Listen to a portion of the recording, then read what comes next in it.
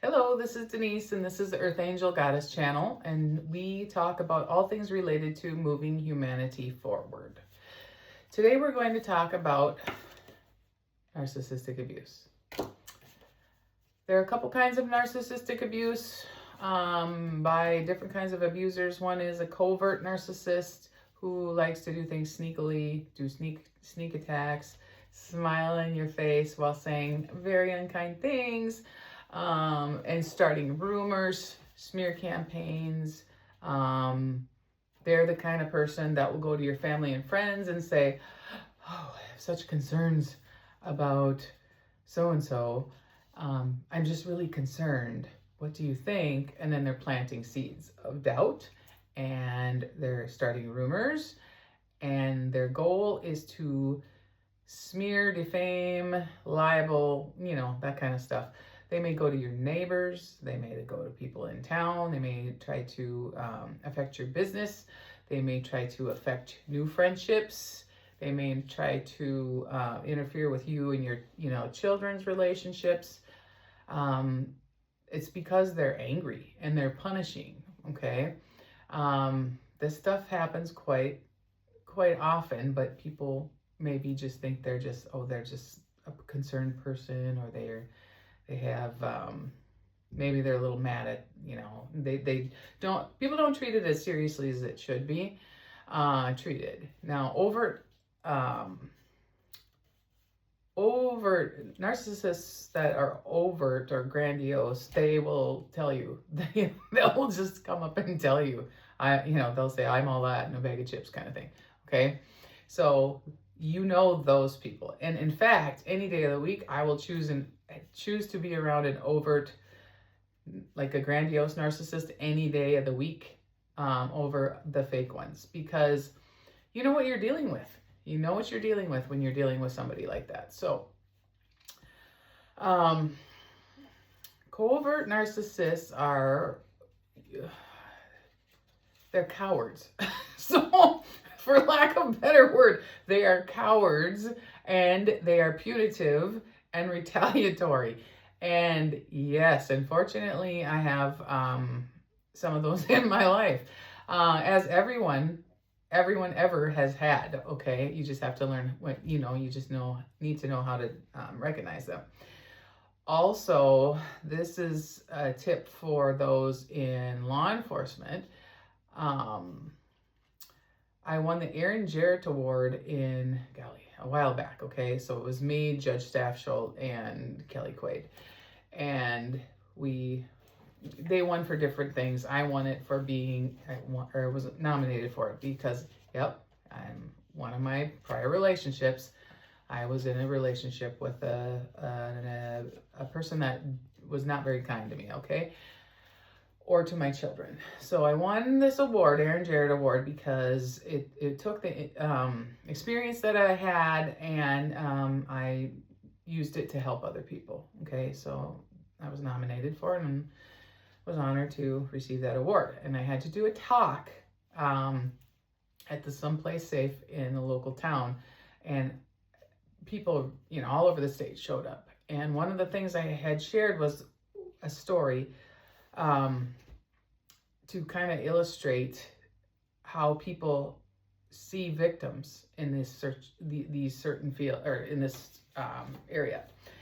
So the one thing I wanted to tell law enforcement is that the woman, so when a woman is abused, she looks like a mess. She's a wreck. She's crying. She looks, not steady, right? And the abuser, which we'll say the man, because 99% of the time it's the man, he's the one that comes out to the squad car, and they'll say, "Hey guys, how's it going? Yeah, and they'll say, "Well, we got a call," and then he'll say, "Oh, well, my wife, she's just out of sorts. She's just kind of crazy, whatever." Da, da, da, da. So he's all nice and kind and sweet, right? Nice little mask on his face, right? Okay, so they go in the house. They see that the wife is on the floor. She's crying. She's a mess, right? Because she's a victim, okay? There's your clue number one. She's a mess because she has just been abused. She looks like a wreck because she's just been abused. And the abuser is the one with the nice smile on his face, welcoming you in the house, law enforcement, and giving you a brownie and some coffee, okay? He just got done being mean, finding a reason to punish her, does something to her, she falls apart, but yet he can turn it off like that, and he can go out to the car and greet you like, hey, how's it going? And be all like normal looking, right? There's your clue. Who's the abuser? The abuser's the calm one. The abuser's the one that can turn it off and on like a switch. And the woman that's the pile of a puddle on the floor is the one that is the victim, okay? I'll give you another example. So let's say there's some people let's say a husband and a wife were in a relationship, okay? And when there's a breakup, and I'll just say the woman got sick of a man's stuff, they break up.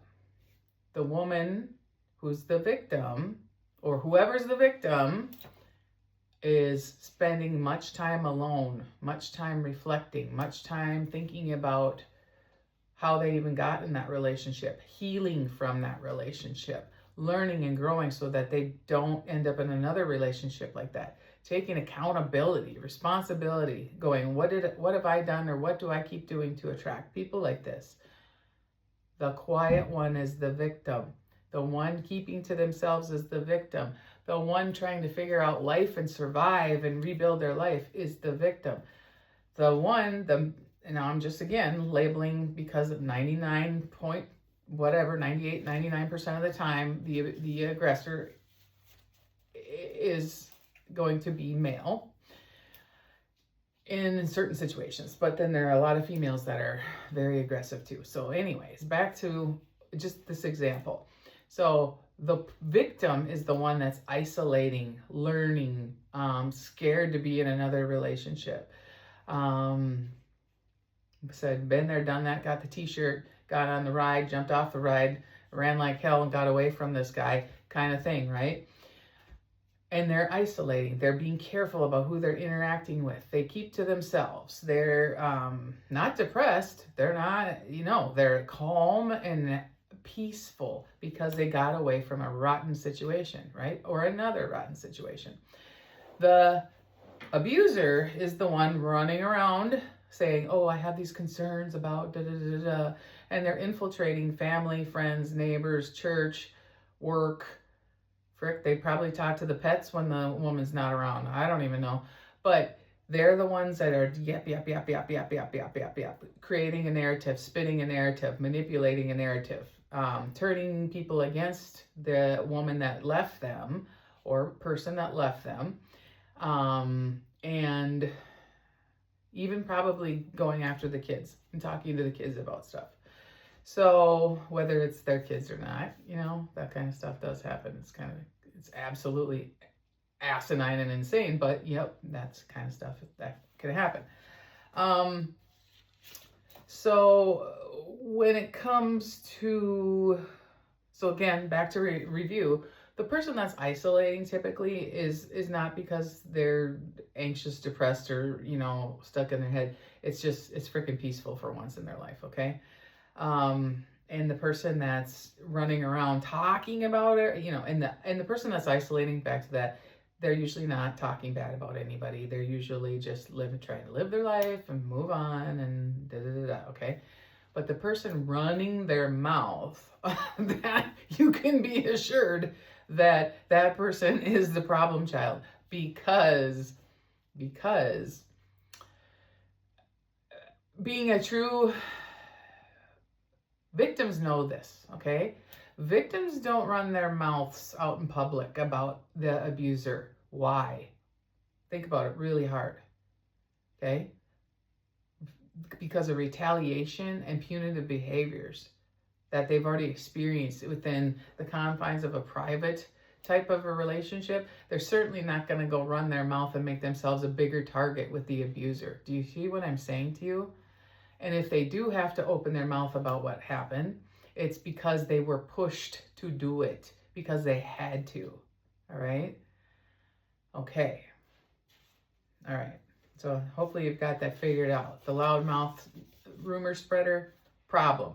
The person quietly doing what they're supposed to do, they're the victim. Okay?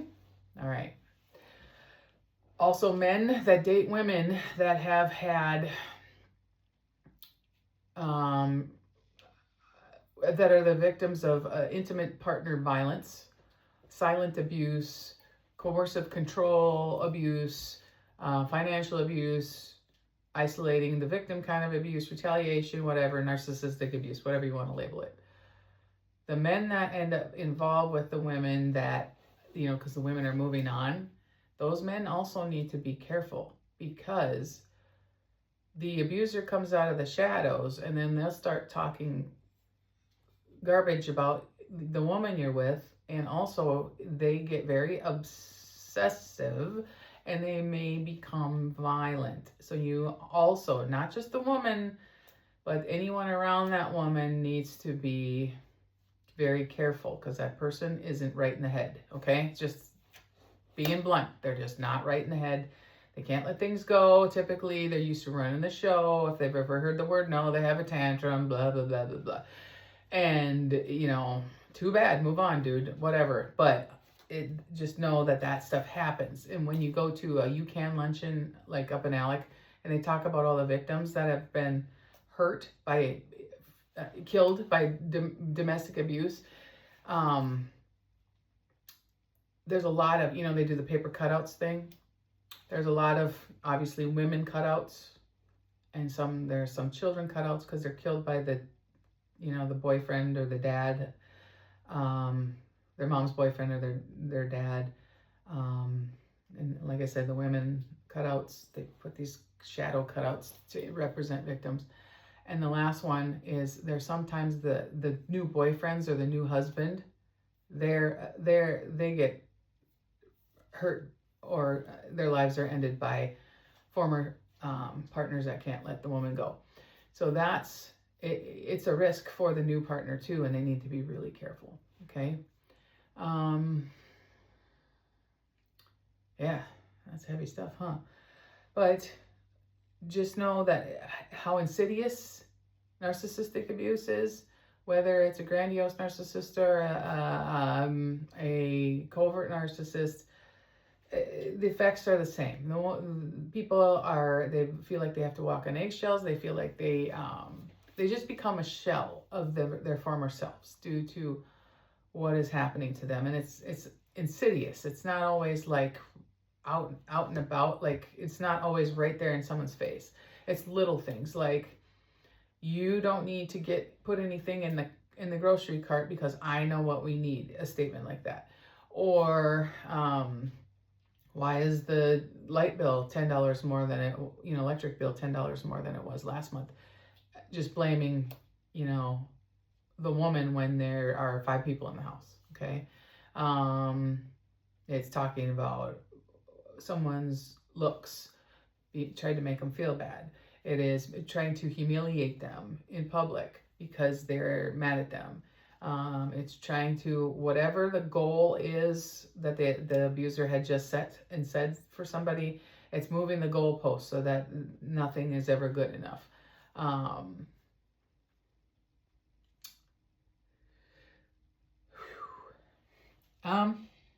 It's a lot of things like that. It's isolating the victim so that they have no one to talk to, no one to bounce anything off of. They like to make sure that the kids are disrespectful to the woman too. Forget holidays and family gatherings, because they're going to be blown to shit by not only the partner that you have that is a narcissist. They just love, like, seriously, if the attention's not on them at all times, they will blow up your holiday with bad attitudes or making terrible comments or whatever. And then if your children, this is a case for why you should leave a man like this when your kids are little and when you figure this out. Or if some people don't figure this out for many years. But the reason why you don't want your kids around that is because, unfortunately and inadvertently, they will adopt the attitudes and possible disrespectful behaviors that the partner was using towards, I'll just say, their mother or whatever, okay? And again, women can be narcissists too. Women can be, I've seen some pretty awful women dress down their husbands in public and in private, and it's like, and this guy, watching this happen to men is breaks my heart too. It happens. Women typically aren't knocking people around, but they can be very emasculating to men. That is very abusive too. Men, don't put up with that. Don't put up with that. At least tell her, you know what? Don't you talk to me like that. And then take a step and go do something else. Leave her standing right there with her mouth, her jaw flapping, and her face in shock, because you don't have to put up with that either. Yeah, this is a heavy topic, honestly, and it does affect your kids. And studies show, and I learned this years later, okay, so I still study a lot, even despite, finishing college a long time ago. But studies show that women that are in an abusive, and I'm just saying women because, again, 99% of the abusers are oftentimes, it's just an imbalance of power, okay? Imbalance of authority, and oftentimes, statistically, men are more labeled or classified as an abuser than a woman. So, statistics support that if a woman has daughters and she's being disrespected by her husband and being treated terribly by a narcissist type personality, the woman will be more easily, it will be easier for her, and she will more likely leave that man, so that she's a good example for her daughters, so that her daughters do not put up with that kind of behavior. Well, here's the thing. Women should be leaving their narcissistic partners also to show their sons that behavior is not okay. Also, studies also support that women stay with men like this longer if they have sons. The problem with that is, again, is showing sons what behavior is okay and not okay. Some women really regret not leaving the partners that they had, so that they could set a better example for their sons too. That being said, there's lots of financial abuse and all sorts of other things that go along with being in a relationship like this. Sometimes women are just worn down. They're worn down, they're broken, their finances have been controlled, emotions, you name it, okay? Sometimes there's, there's physical risk of safety. A woman's risk of leaving her abusive partner goes up 75% after she physically leaves him. The risk of death goes up 75% after leaving a man like this, okay? So women know this. And then the other reason, and this is also something I talked about when I gave my speech for that award I got. I explained because this isn't really talked about, but this was one of my reasonings, okay? For me, I was the buffer for someone's moods and attitudes, okay? And if some women do not divorce their husbands because they simply do not want to send their kids on a visit without them being the buffer or the person that gets in between the abuser and the kids. They know how this person is, they know their attitude, they know they're impatient, they know all of these things, and they simply do not want to be leaving their children alone with that person. So it isn't anything about love. It isn't anything about weakness. It isn't anything about choosing the abuser over their kids. In fact, they're choosing their kids. They're choosing not to send their kids alone without them. Okay? It's a sacrifice for that woman to stay with somebody to protect. It sounds weird, but it's to protect her kids too. So people shouldn't judge women like this at all.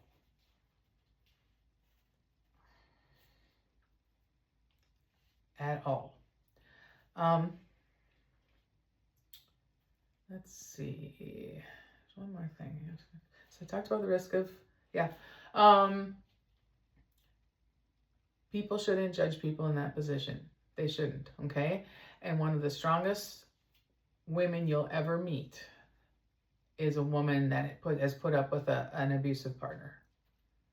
One of the strong, and the women that keep going to work, put a smile on their little face, they keep their house clean, they take care of business, they earn money, they do all these things and raise their kids and try to keep everything normal, hold everything together, appease their abusive partner, cycle, same shizzle, different day, okay? They are not weak women. They are not, not all of them are codependent. That's a misuse of that word. You know who's codependent? The man that's the abuser. That's who the codependent is. He has to have a woman to use as a scapegoat and a target and a punching bag and a emotional pincushion and all this stuff. Can't function without that person, to the point where if she leaves him, he will follow her wherever she goes, and he will drag her ass back home, or try to, and he can't handle his life without her. Okay, that's the codependent one. You know who the strongest woman in the world is? A battered woman. She keeps going. Okay, that is one of the strongest, emotionally battered or physically or other. That is one of the strongest women you'll ever meet in your entire life, and they are good people to hire because they will show up for work. They'll put some makeup on their faces, and they will cover up a bruise, and they will go to work. Okay. What is the last thing I was gonna say? I don't know. I can't remember. But anyway, and those that still have a good attitude, well, they're a blessing to be around. Okay, they can probably teach you a lot. I know there was one more point that I was going to share about this sort of thing. Men, it is your responsibility that when you see a woman in a situation that you think is not good for her, it would be helpful to her to know that you kind of have her back, okay? And that treading carefully, maybe letting that abusive man know, I see you, dude. I see what you're doing. You know, you could probably lighten up on her, all right? I think this is where big, rough, tough, soft, teddy bear, good-hearted, good example, head screwed on straight men can influence things for women, okay? All right. What was the last thing? I don't know. If something comes up, I'll share it in another video. But anyway, blessings to you. And the assignment for you today is to go out and make the world a better place, okay? It's making the world a better place, one person at a time, all right? It can be little things, it can be big things, it can be, just be a little guardian angel for somebody, okay? And if no one has told you today, I will. You are special, you are wonderful, you are loved, God loves you, and I love you.